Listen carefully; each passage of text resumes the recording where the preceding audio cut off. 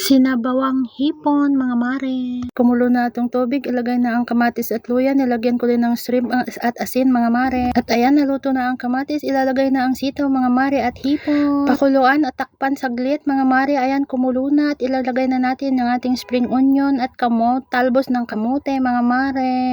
At pagkatapos ilagay ang kamote, haluin konti para may lubog sa tubig, mga mare. At takpan at hintayin kumulo, mga mare. At habang pinakuluan ko nga, mare, ay naghugas muna ako ng aking plato na ginamit ko para naman malinis ang kusina. At ayan, luto na, mga mare. At ayan, isasalin ko lang ito at ready to serve. Let's eat na, mga mare. Sarap niyan. Gusto ko talaga humigop ng sabaw. Ayan. So, lunch tayo, mga guys. Ito lang muna yung pagkain natin. Wala tayong kanin eh. Sinabawang hipon at nilagyan ko lang ng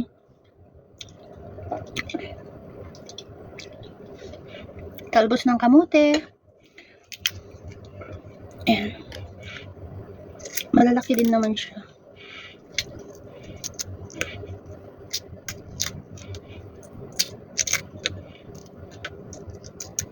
Ayan.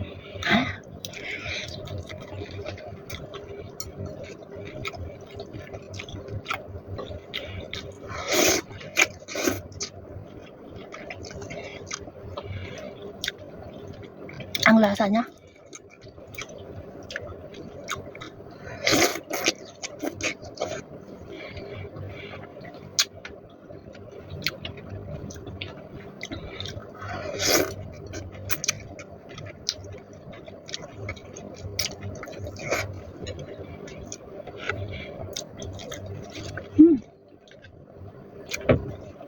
Matas.